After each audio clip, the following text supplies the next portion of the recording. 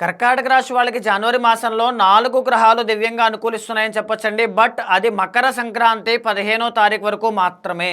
ఆ తరువాత నుంచి రవి, కుజులు ఇద్దరు కూడా వారి యొక్క బలాన్ని కోల్పోతారు కాబట్టి 15th తరువాత నుంచి మీకు ఏ పనులున్నా ఆటంకాలు వచ్చే అవకాశాలు ఎక్కువగా ఉంటాయి. జాగ్రత్తగా ఉండాలి. ఆదిత్య హృదయము అనేటువంటిది పారాయణ చేయండి.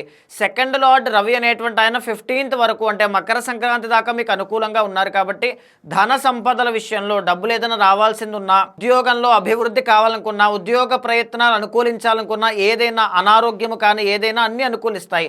15th దాటిన తర్వాత నుంచి అంత ఎనర్జీ అనేటువంటిది కనబడుతుంది. అయితే ఈ మాసం మొత్తము కూడా మీకు బుధుడు అనేటువంటి ఆయన చాలా బాగున్నారు. దీనివల్ల వ్యాపారస్తులకి ఆశాజనకంగా ఫలితాలు కనబడతాయి అని చెప్పొచ్చు. ట్రావెలింగ్స్ చేసేటువంటి అవకాశాలు ఎక్కువగా ఉంటాయండి, బుధుడు బాగున్నారు కాబట్టి. దీంతో పాటుగానే బంధుమిత్రుల యొక్క కలయిక కానీ, ఫ్యామిలీతో టైం స్పెండ్ చేయడం కానీ ఇలాంటివన్నీ కూడా ఎక్కువగా కనబడుతున్నాయి అని చెప్పొచ్చు.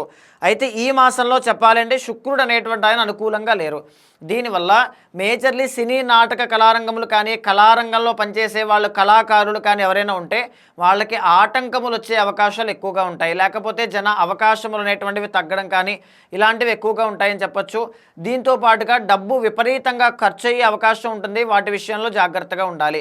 కర్కాటక రాశి వాళ్ళకి ఎప్పటి నుంచో రాహు, కేతులు ఇద్దరూ కూడా అనుకూలంగా లేరు కాబట్టి ఈ మాసంలో కూడా 15వ తారీఖు దాటిన తర్వాత నుంచి ఆదిత్య హృదయం పారాయణ చేయండి.